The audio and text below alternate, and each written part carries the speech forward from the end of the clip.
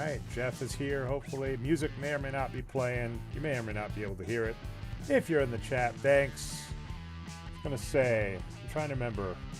What did you do on Friday? You did cool stuff. I really like the image you did for Friday. I didn't have time to... What did you do on Friday? You did cool stuff. I didn't have time to catch. So the image of the mailbag. Yep. I'm too slow, Jeff. It's going to start playing Image again. of the mailbag. Yep. I'm too It's, slow, I mean, we have it. I can't tell if it's actually live because it's still like a frozen screen. Interesting. Oh, no, it's not doing anything. Okay, so let's go. Okay, and by the way, I was like, I can never tell because Dre, I know you love doing the OBS thing, but I'm like, I don't know if it's frozen or you just haven't got movement on the screen. Yeah, fair enough. Okay, that's why I move my hands like a magician when I'm doing the show. It's a good call. All right, but this shouldn't be now, Jeff. I am so psyched about this first thing. And by the way, I need to find something really quick, Jeff, because if I don't, I'm going to drive myself insane because I have an open window with this playing. There we go. I didn't realize this, Jeff. I had an open window. You know you can see your address. Yeah, thank you. Okay, that was fun. All right, let's just do this. So the reason I wanted to show that is Jeff, I'll like tear that out later or something. So Jeff doesn't... You're on the back foot to start this episode. Yeah, it's fun. It's good times. All right, so Jeff doesn't recognize this, but if you're someone that orders from Mike Mayhew Studios, you'll recognize that because that's what... Why would you think I would? Because I've shown it to you before, and you're like, what is that? And I'm like, oh, dude, you should know. That means you got this. So on a previous show, previously on X-Men, I shown this off. So in theory, this may or may not be Jeff someday. We'll figure something out. But this is a Mike Mayhew remark of Hellions #2 with the Goblin Queen with Cyclops in the crotch. Jeff says this is his favorite cover. Goblin Queen, I know to many of us did many things in puberty. So anyway, got that. Now, fun bit of news is on Mike Mayhew Studios. Caden is a producer that normally works with Jeff. And I asked at one point, I'm going to change the lights real quick, Jeff. I asked at one point if Mike had done any remarks of the White Queen with Cyclops. Now, unfortunately, Jeff, he did on a day I was not around. Did that sell? Did the that one. Bummer. Because I definitely would have been around for that, but I was unfortunately wasn't able to watch on Thursday. But I asked about this, and it turned out Caden had been doing his own doodle. So who did it better? There's a Mike Mayhew original remark. There is a Caden. We don't say better. We just say different. Oh, what Teacher Jeff, as we'll learn about Teacher Jeff on this week's episode of Nerd. But I'm excited to get this. This is one cover that I normally don't bid on because it's an awesome cover, but I'm also like, I don't know if I want this, but I've got Caden #1. It's so sexy. That's Caden's first remark on Mike Mayhew Studio. There was a Jeff #1, which was that the highest? I think that was the second highest priced book of the night, right, Jeff? The highest was The Mandalorian with Grogu. But I think the Jeff May Spider-Man remark original was some money. Yeah, there was definitely. All right, definitely a little. Like it made the show some money, which was good. I think it made you a little too, which is cool. And did that feel good, by the way, to just get I'll tell you, it actually kind of frustrated me because nobody was buying anything, and then we just started throwing random crap on the wall, and everybody was going crazy. I'm like, why did you guys buy the good stuff? I'm hyper conflicted. I'll quickly do the agenda, and then we'll talk that. So, by the way, that was from Mike Mayhew Studios. My favorite set is back. So my set of choice going all the way back to the 80s is NBA Hoops. 2024-25 NBA Hoops just came out the 31st of January. So I didn't realize that for last week's show, but did for this. So, and the hobby boxes are affordable. I'll start like sharing prices and stuff like Blaster was about $25. So I love this because this is a regular thing I can just do to break.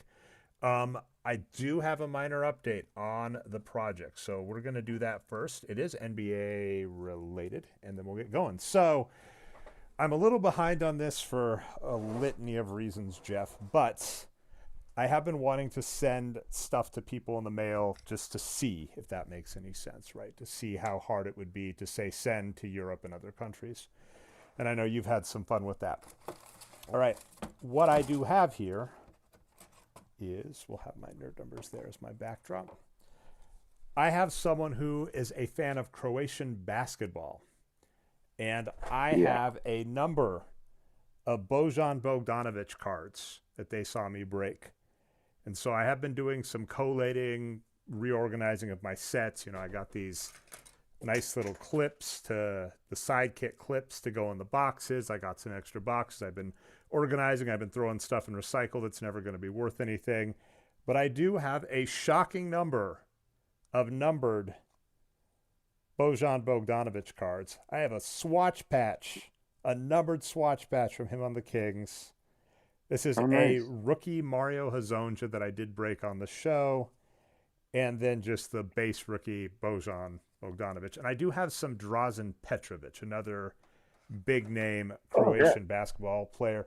I did get this wrong. I feel bad. I confused Peja Stojakovic with Toni Kukoc. So Toni Kukoc is probably the most decorated Croatian basketball player. Of course, played for the Bulls, the second three-peat. Famously or infamously, however you want to call it, upset Michael Jordan and Scottie Pippen in the Olympics because Jerry Krause was just like in love with him, and, you know, Michael Jordan and Scottie Pippen are like, what are we, chop liver? Modern NBA, I don't know, might have been better. Like, so many NBA players, Larry Bird included, just, if they had taken advantage of the three-point line, would have been ridiculous. And Larry Bird, his later years, like, he's shooting over 40% from three, and it's just like, and this is a guy that rightfully won. Fun bit of trivia, right? He is, I think, the last player to win a three-peat of MVPs. Nikola Jokic should have, but then they gave it to Joel Embiid because they're fools, Jeff, fools. But anyway, so you got, is this a blaster that you grabbed, or is this from a hobby? I just grabbed a blaster. I haven't seen a hobby yet. I was out and about in the mall today, and they like had blasters. I was like, heck yeah, because I didn't know I was going to break tonight. I had a lot of fun doing the, Jeff guessed that card. I'm going to have to see if there's another cheap-ish, so to speak, set of Star Wars CCG, because, it was $300 for the box or near there for Jabba's Palace, but Jabba's Palace, that's a little high. But back in, and I was below. But the thing is, there are like 60 packs or something in there. So, and I ration it. So it's kind of like if I'm trying to look at keeping the budget per show for me at 25 to 50 an episode. Yeah. The two to go for, like the three cheapest are Cloud City. Ooh, look at that! Got something in the back. Cloud City, Jabba's Palace, and Unlimited Premier tend to be the cheapest. So here's a good piece of news, Jeff. I'm going to briefly go to Box Score Geeks to show a disappointing fact about this year. So are you going to go to Box Score Geeks? That's so crazy. Yeah. What we gonna act surprised by normal things that happen on Joe's? I thought we were going to get some cards in the cards. We have we have cards. You saw cards, Jeff. There were literally just cards there. Cards. Yeah, I mean, it's like you're, not to just to point out, you're like, how dare you go look at the stats on these cards when if you flip the card over, it is literally like it's got the box score on it. You're like, you're going to a box score site. See, there's the card with the box score. But here's the point. If you look at this year, and this guy Donovan Clingan, however you say it, is on the cover. Is an okay rookie, and this guy here, Zach Edey, I think that's how you say it, is a top rookie, but his rookie card was actually in last year's. He was a top draft pick last year. So unlike last year's NBA Hoops, which had, let me see if I can quickly do this. This is so hilarious, Jeff, for organization purposes, but I did do this because I had to. I like having the complete set in my binder, but I cannot in good conscience have a Victor Wembanyama rookie card in there. So I did get them all graded, as you know, so I just put a little placeholder that says, hey. Yeah, so in the card game world, we call that a proxy. Yeah, it's 100% a proxy. It's not even a good proxy. I didn't print out one. I just wrote in Sharpie like a proxy. You have the card. But yeah. You have the card. But I mean, I don't mind in my older hoops. I'll have an MJ in there because the card's worth $5 ungraded, and it's yeah, it's fine. All right, Kyle Anderson for that. But anyway, the point I was going to make is there aren't really any good rookies in this draft, kind of. But that's actually kind of nice because it means there might be a Nikola Jokic-like player in the future. So unlike last year, where everybody knew Victor Wembanyama was the rookie card to go for, this year there isn't anybody known. So there might actually be a valuable card in the set, like the Nikola Jokic from like the 2016 set I got. I actually don't hate this, where they kind of look like a card. I like the look. I like the feel. I like the different colors for the teams. I do wish, this is the nerdy me as you saw me going to box freaks, I do wish they would, give more to the box score, Jeff. Not all this text, not all this stuff, not only 2 seasons, more stats like we had in the old days. He was a good rookie last year. These white and the white and yellow ones are kind of hard to read, but he's not a player. Sharp. And then we have some of these, the arriving now. So he's a rookie. Alexander Sarr.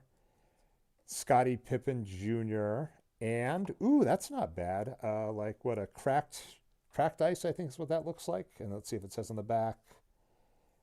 I don't see a specific type, but this is a Tim Duncan. Oh, nice. Prism. Looks in okay shape. So I'll get that sleeved up Fundamentally really sound player right there. Yeah, I mean, probably it's cool. I was actually like watching a random reel on Instagram about Charles Barkley talking about like better point, who was better than him, like power forward wise. And he did say that Tim Duncan was like the best all time, which I agree with. Especially longevity. It's there was a brief period of time in the 2013, I want to say, NBA Finals, which was won by Kawhi Leonard as the Finals MVP. There was a brief period where Tim Duncan, like, legitimately could have been the MVP of that series, which is just silly. Reed Sharp. Chris Stabs for you. Yeah, I got the graded one coming to you at some point. Dingus. Yep. We got our Wemby sophomore. Just like looks like, I don't know. He's not right? Like 7 foot whatever, just giant wings. He's, I don't know. He's like a healthy Manute Bol, because Manute Bol is, I've looked at him before. He came into the league late. He could not stay healthy, and that is actually one thing about Victor Wembanyama's rookie card. That's just painful. Drew Holiday was a better player and ended up on Boston. Brandon Ingram. I do like Halliburton. Oshkosh, Wisconsin, one of my favorites. Oh, this is funny. So I have I guess I'd kind of call her like aunt in terms of like relationship, but she's my mom's cousin. She lives in Indiana and she ushers some of the Pacers games. And when they were playing the Knicks, I was like, oh yeah, like the Pacers might make the next season. And she was just like, didn't deserve to. So she was shrewd on them in the playoffs. Because I was like, did you usher any of the playoff games? She's like, no, I haven't yet. And I was like, oh, but they might be moving on to the next season. She's like, yeah, they probably didn't deserve to. I was like, geez, harsh. And she said she's seen, I'm hoping this Alexandre Sarr turns into a good player, because I've gotten a couple of his rookie cards now. This is a sky view. I do like that. Like the inserts, that's the one thing. You go to like TCDB and you look at all this stuff and, and by the way, I assume you're watching chat. I actually shut a couple of windows. So hopefully Jeff is in the chat if people are saying anything, because I actually had to I'm in the chat, but it's a pretty inactive chat. It's mostly just people watching, having fun. That's more than fun. But hey, people, look at this. This is a nice shiny rookie greetings, Rob Dillingham for the Timberwolves. So probably not ever going to be anything, but it's a pretty card. And then a shiny Trae Young, and my favorite thing. So, as you are aware, Jeff, recently Luka Doncic was traded to the Los Angeles Lakers, and in fact, you and Adam Todd Brown did a podcast on it, which was a heck of a lot of fun to listen to. I love hearing you two talk like contemporary sports. I do kind of have a fundamental disagreement with like Hall of Fame talk. Like I'm much more boring, where I'm just like, almost any pro athlete, it's fine for them to go to the Hall of Fame, and first ballot's silly. And obviously, Aaron Rodgers belongs first ballot Hall of Fame. You can't have a multi-MVP champion. Whatever you think of the player, of course, they're going first ballot. But yeah, Luka Doncic was traded for, and I got the Tim Duncan, whatever. This is another one of this. Oh, this is just the base, though. I was wondering if that's another insert type. That does kind of have like a throwback almost to like the Skybox, Yeah, it has like like the a mid-90s. skybox energy. Yeah. But yeah, just Luka Doncic, that trade was ridiculous. And earlier in his career, he was traded for Trae Young on draft day. And people were going, oh, it's like a win-win trade. And it's like, shut up, no. And then I mean, it might be one of those things too where Nope. like he might be way more toxic than anybody's giving him credit for in the locker room. Here's what I hate about sports, and I mean players like MJ or whatever. It's just I will give it to you. Like there's a player, Dwight Howard is a player that I really have my suspicions on about that. And the reason I bring that up is Dwight Howard was left off of the NBA 75 team. Yeah. And that's one of where I was just, and like Carmelo Anthony as an example made it. And that's one of those where I'm like, I'm wondering if he didn't make it. Tyler Hero's so overpaid, but I mean, it's like Jordan keeping Isaiah Thomas off. He's just like, look, this guy. Oh, I love like, this card. I love, by the way. Another bad Dallas Mavericks trade. Jalen Brunson, they basically let him walk. He went to New York. He's a star. I absolutely love this player. That is a gorgeous card. Jalen Brunson, frequent flyers. Brandon Miller, if he can, actually, he's not great, but it's a cool card for that. And let's see, this is upside down, so does that matter? That's a bummer. This is probably one of the most, he's a good defender. Bam Adebayo, 152, and I think it's just looks shiny. Like a rainbow or whatever. Well, but I guess what I'm saying is Dwight Howard being left off, that's suspicious to me, where again, it's like a bunch of people didn't want to vote. I hate to say this about Isaiah Thomas on the Dream Team. He had no business being on at that point. He was not, and I've looked at him before. He is fascinating in that he, as a young player, legitimately was one of the top point guards in the league, probably neck and neck. Are you talking stats wise or full game wise? Stats wise, and I mean that's even both. I also hate to say it, like if you're going for full stats wise about the Detroit Pistons.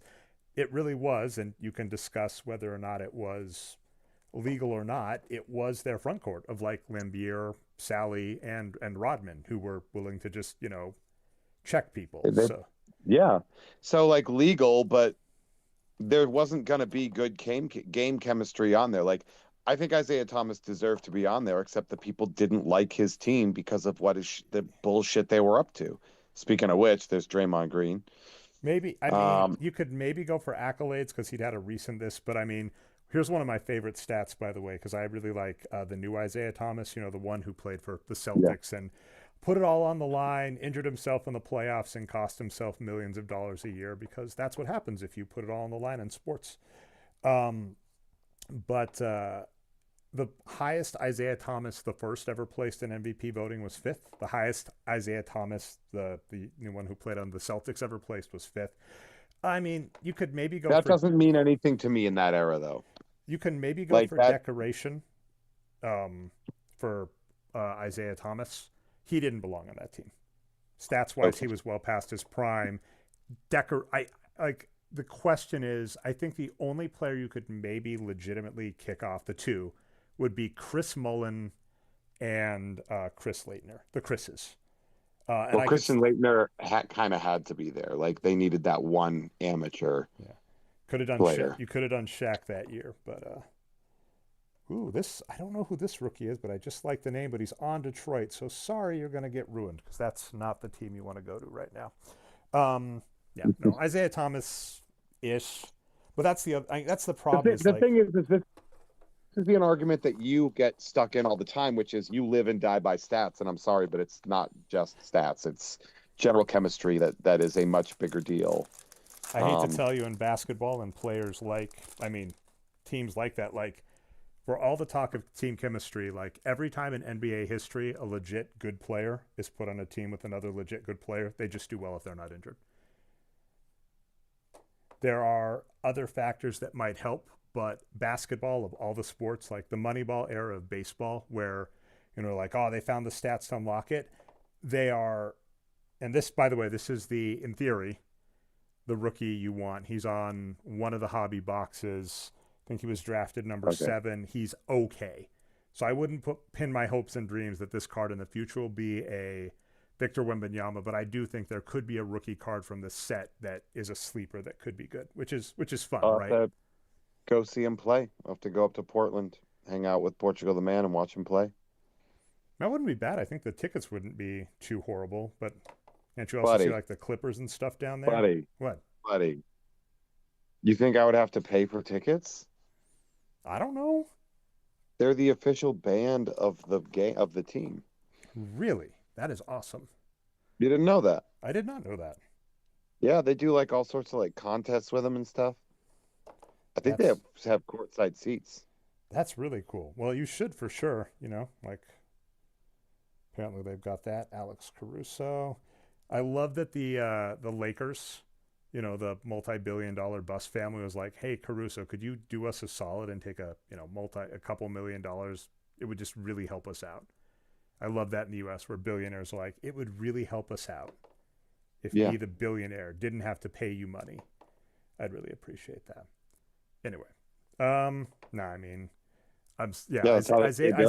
Isaiah's interesting, and the simple fact of the matter is he was a really good player that got injured in his career. It's pretty obvious by his stats that is pretty, baby. Look at that. Oh, look at that. Blue Shea Gilgeous-Alexander. He probably deserves MVP this season, but with apologies, I'm hoping my boy Nikola Jokic, who is he went into the All-Star break averaging a triple-double as a center, takes his 4th.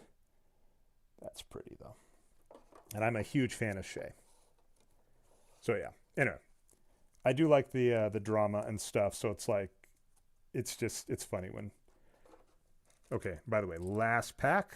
I haven't hated these so far, and this is just a blaster, so it's not like that's what I like. Like the price point of this, sometimes we both have that, right, where you sink $100 or something into something, and you're like, hope I get something good in this box hit, and you've certainly, in some of those upper decks, sometimes you get an amazing autograph, and sometimes you get like, I don't know, like fat sack of trash. Yeah, you get the guy from Run Fat Boy Run, like you get not even an auto, but I forget which set that was, but you got like, I think that was one of your box hits, right?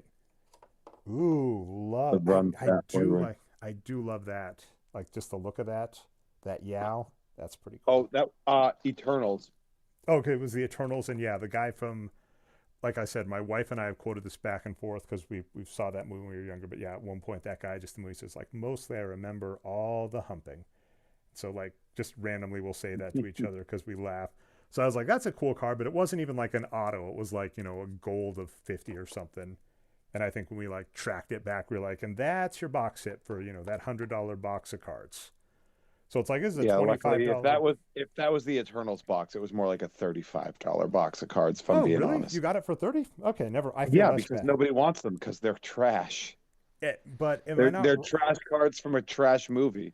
What was their retail on first? Was that their retail on first release? Originally, it was like $129. Yeah. Okay, so that's the only thing I want to make sure is because the upper deck hobby box tends to retail a little over $100. So if you got that for same boat. Never mind. I feel less bad now because I remember you got through that box and I was like, ouch. Darius Garland, DeAndre Ayton on the Blazers. All right, this was worth it. There you go. What's this? This is my favorite card. Bronny James in LA. Look at that. You and Adam were talking like Nepo kids in the NBA, and I would make the argument that Austin Rivers was probably the worst. But Bronny's the biggest example of sports of a sports Nepo baby. Of like reality. I would say this was the first time it was legit, like, because like Austin Rivers was terrible and drafted like in the first round in the NBA and has had like his dad literally signed him. So like Austin Rivers is terrible and had no business being in the NBA. But he had cubic zirconium stats, right? Like the arguments we have. There was no part of Bronny's game that you could look at and say this player belongs in the NBA. And the one explanation, I do have one nice card at the end, Jeff. Let's see, who is this? I do like this does bug me. Like our camera can see it. Like, just come on, like that's just What? not like this like yellow on white where you can't even read it. Like, come on. Yeah, I can't see anything. Like I can't. Yeah, I think didn't you have like a Knicks? Didn't you have a Knicks card that had that kind of color scheme a couple packs ago? Yeah, can't they? Yeah, there have been a couple of this. Whoever does, it's like no. It's better QA. Like I'm not seeing dinged up like you've been seeing with some of your upper decked, but just like, come on, like, give me a break. Because I'm even holding it up to me and I can't. It's like that doesn't show up on camera. That is Bryce Sensabaugh for the Utah Jazz. And our last one, Jeff, heck yeah. Just, I think just a base prism. I don't know what you'd call it, just prism, not numbered or anything, but Chris Paul for the San Antonio Spurs. Or a chrome. Oh, this is funny, though. I love this. Actually, I do like this card because this is a Chris Paul for the Spurs in a Warriors jersey. So that's kind of cool. All right. No, I dug these. I like the set. I'm definitely going to try and go for complete. I think there are 300 to 400 of these cards, like base. So I got a complete base last year of NBA. And you're going to try to build it without just buying the set. What I basically did last year is I think I bought like 3 or 4 hobbies, which was fun, and I would periodically pick up blasters, which is fun, like just enjoyable. And towards the end, like basically I gave myself like a cutoff because I would only buy the hobbies at the card show, the Appleton card show. And I would buy like the blasters like, once a week or something if I was like out with the kiddo. So it wasn't a regular thing. And then when it got to the end, I basically just hit a cutoff where I was like, hey, if I don't have them all by this point, I will just 1,500. Let's see what I'm going to do. I'll split into 200s, Jeff. Cool. All right. But yeah, so I basically gave myself a cutoff, and I think I did have to send away for like 5 or 10 cards, and I just paid the retail. You find someone that has them, pay like $1 a card. They usually combine shipping, so when all is said and done, just spend like $15 to like pick up the last 15 or 20 cards you need, which I don't hate. But I did get most of them, and then got some cool hits. Did get multiple Victor Wembanyama's that were Gem Mint 10. Yeah. I think I'm only missing one. So they do a holiday variant of these. They do a Christmas one that has like snow on them. Yeah. And I was able to get, I guess we'll do 10s. I was able to get, let's see, or 20s, right? I was able to get like a Gem Mint 10 of Victor and all, but I think one of the base variants. And then I got multiple, and then I did get multiple Victors. Like you even saw, like I think I did get like a couple shiny ones, right? That just as a heads up, we do have our boy Mocker showing up in the chat. Mocker, yeah, we were nerding out this today over nerdy stuff. So he sent me something nerdy, and then I like tennis lobbed it back, and I'm even nerdier back because that's what we do, Jeff. Your fans are a bunch of nerds. That. I will say, I love that for you guys. I will say, yeah. Oh yeah, the nerd show, Jeff. I was not pleasantly surprised, but like I love it when a show is good and there are a few rough edges that I recognized at the time, because we can give you guys behind the scenes. We had a couple of interruptions during that show, Jeff, which while you're doing the show, you're like, oh, this breaks it. But it turns out if you're allowed to edit things, and you go back and you just pull out a part that had a break in it or something, and pull out a couple things and pull out me stuttering, it plays really well. And you are a fantastic unedited podcaster, Jeff. And but I will also say the edit can make use, like if I'm not talking over you and you are going on like a good explanation of something, you are fantastic in the edit, if that makes any sense. Thank you. So I guess the mean thing I'll point out is, let's just say hypothetically you're on a podcast with someone like me, like an ADHDer who like interrupts and stuff. And let's say an editor, the same person, is able to come in and just remove me from that and let you just have your like complete thought.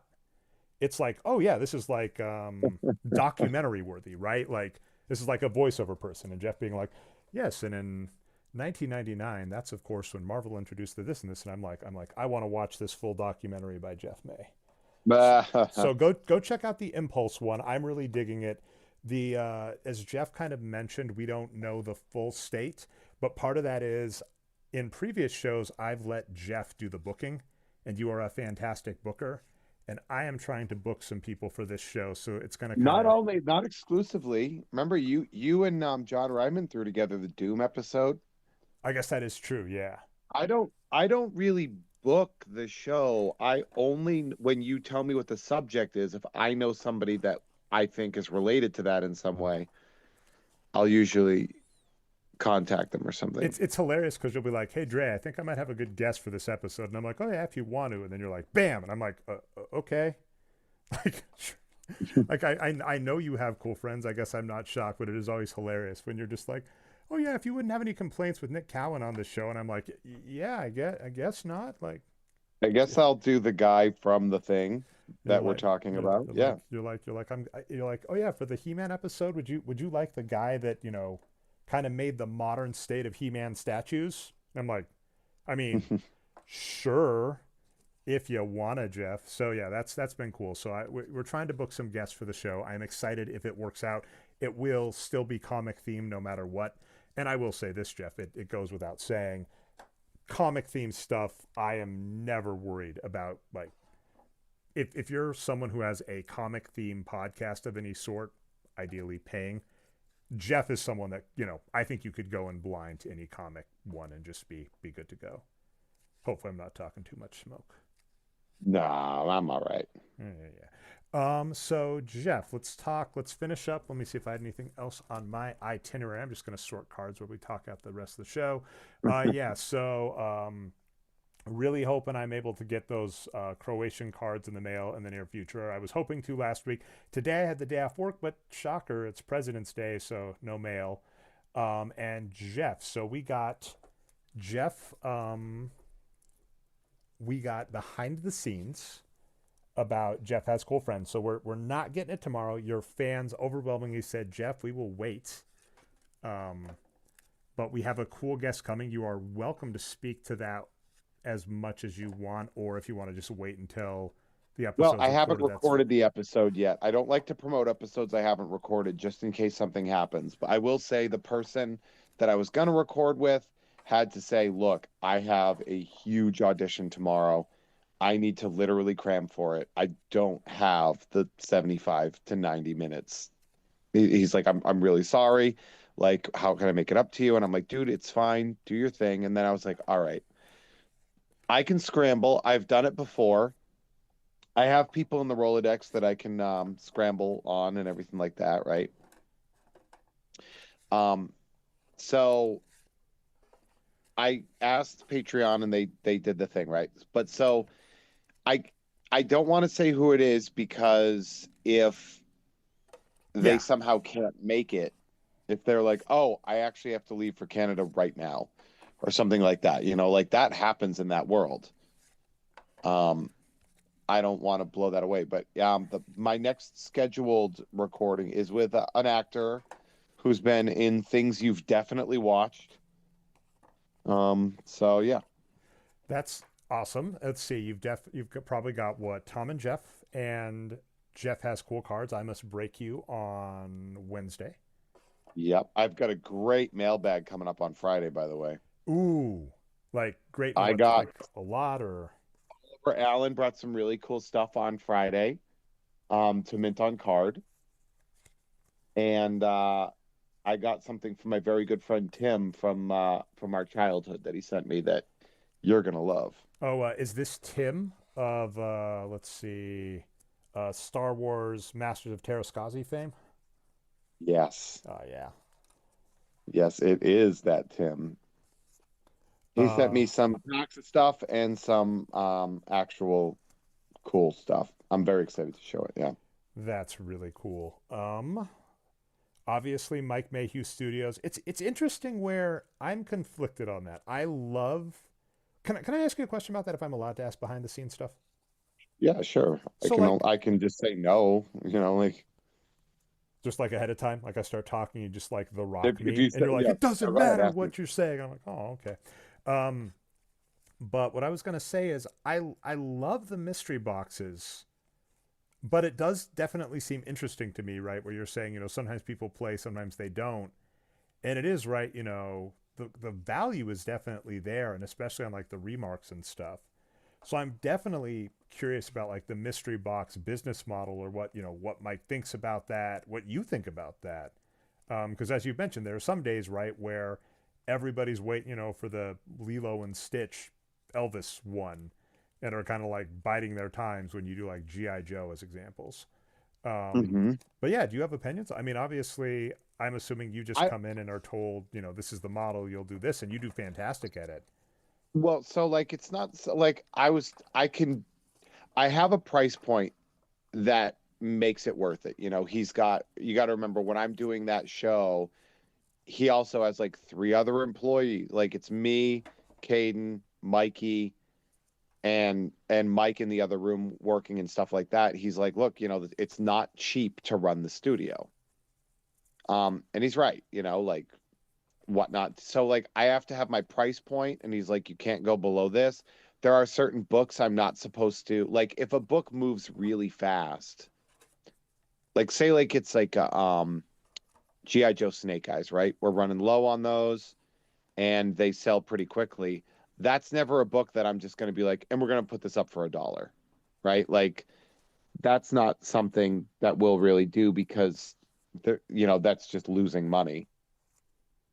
But it's just you figure it out, you have fun, and I don't really know what else, like Yeah, because I know it definitely sounds like I'm being a plant, and in some cases I am. I think you and I are both, we're not just fans, we're subscribers or whatever, right? It's just like to me at points I'm just like, oh yeah, this seems way too low, and in some cases it's good that I don't have the time to watch it as regularly as I want, and then other time, I've definitely put myself on I'll have a budget going into certain shows if I'm looking for things. It is very nice when I don't want to remark in any given show when I can watch. Because then yeah. I'm just like, yeah, I'm not going to chase anything. I'm not going to worry. Um, and then it also helps that at this point, I think, barring vaulted stuff or stuff that hasn't been released, I have a copy of every Mike book that I want. Like, I'm just not as big of, for instance, a GI Joe fan. So it's like, yeah, I Oh, don't, those GI Joe I don't covers want are to, so good, dude. they're awesome. It's just like, it's like, like didn't scratch the itch for me. Wasn't as big of a fan when I was a kid. Don't need it. I have so Yeah. much stuff in my collection. Don't need it. So that's good. But then at times I'll just watch. I'll be like, oh yeah, it seems like these collection of remarks, right? If they weren't hidden and people knew, might make more. But I don't know. And you guys know the model more than me. But it seems like a good deal. And I mean, hopefully that's the key It's point, like a right? kind of a stupid deal. It's Like it's so good. Like I mean, and obviously like the more people buy, the less they're like, well, I don't need to get this thing. But at the same time, like there's some deals that come up and I'm just like you can see like when a regular's watching and I'll put something up for a certain price and they immediately bid on it. And then I'm like, take the hint, guys. Well, I mean, what I'll have this actually happened to me with. I'll bring it back and hopefully not knock anything over. Where did I put you, Caden? Give me 1 second. If I can't find Caden, I won't bring it back. But if I can, I will. Yes, my Caden White Queen. Like this kind of stupid stuff happens where I wouldn't have wanted this book if I didn't have a Goblin Queen with a Cyclops on it. So to your point on regulars, sometimes that happens too, where you're just like, oh well, I have a She-Hulk, right? Like you're like, you need to complete that. So it is a good deal. Seems like fun as long as Mike running the studio and the people he's employing. As long as it works for all of you, it's good. But yeah, it's just like yeah, like I said, being a plant, watching from the outside, going like, Jeff, this seems like too good of a deal. Sometimes. Yeah. Some of them like and I understand like if people are just like, oh, I don't like Nightcrawler. And so if you have a Nightcrawler one Who or doesn't like whatever, like Nightcrawler, Jeff? You lie. You're making some up people people. that don't exist, Jeff. Stop making up hypothetical people that don't exist, Jeff. I mean, the thing is Mike makes a very sexy lady comic. So when it's a dude on there, it better be a ninja or something.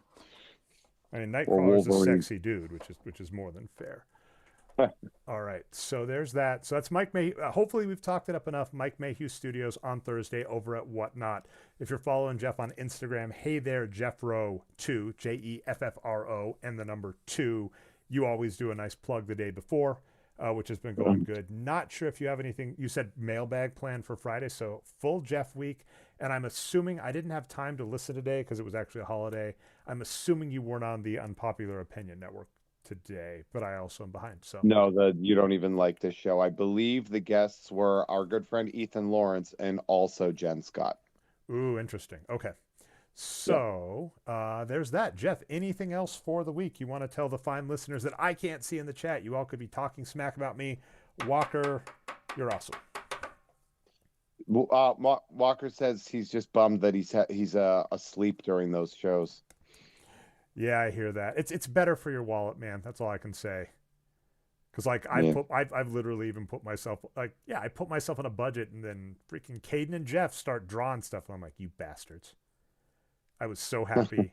I was like, the only book I'm interested in is The Mandalorian. If it goes above 80, I'm not getting it. And it went above 80 super fast. I was like, great, I'm going to come out of this. I'm not going to spend money on anything. And then Caden was like, I drew a Cyclops on a book. And I was like, you son of a bitch. You're awesome, Caden. I love you if you're listening. All right, Jeff, so that's it. I'm excited to... I will throw this, the last behind-the-scenes thing. I think for Patreon members, I can only speak for myself, but this seems to be the case based on the engagement, that the releasing episodes early, which we do, patreon.com/Jeff May. Nerd came out early today. Impulse, one of my favorite episodes so far, Jeff, because it's just a topic near and dear to my heart, and you're an expert on it. And, today you did, you would have done Jeff Has Cool Friends Early Tomorrow. The earliness is good. It's a hook, but I think like the behind the scenes axis. So I think you telling people, here's what's going on in my life. Here's what's going on here. Here's what I'm going to do. And some of your bonus features on your episodes, at some point, I do really want to work on like clipping those up, getting those out. But future us problem, Jeff. Future us. Yeah. Oh, well, I would like to give a big shout out to everybody who is watching on here. We very much appreciate you. And don't forget to tune in, subscribe, like the show, and hit that notifications bell. We'll be back Wednesday at 1 o'clock in the afternoon Pacific time. It's going to be a good time. I'm going to have to go get myself another tripod. Yeah. After mine literally broke in the beginning of Friday's show. That's always fun. Yeah, real blast. I had to squeeze my legs together with the tripod in between them. Feels dirty, Jeff. I don't know why. Yeah, something legs feels is the sex space. Yeah, feels wrong. Whatever you just said feels wrong, Jeff. I don't know why, but just I does. know. Just does. I know. All right. Well, that's what we got. Thanks so much again. Find me most places as Nerd Numbers, Jeff most places as Hey There Jeffro or Hey There Jeffro 2. I'm going to play the music, bug Jeff about some comics, and hopefully the rest of you have a good night. Let's see. Am I going to go I think I'll do thumbs up today, Jeff. I think that's... You're going to give it a try? I think I can give this set thumbs up for the price point.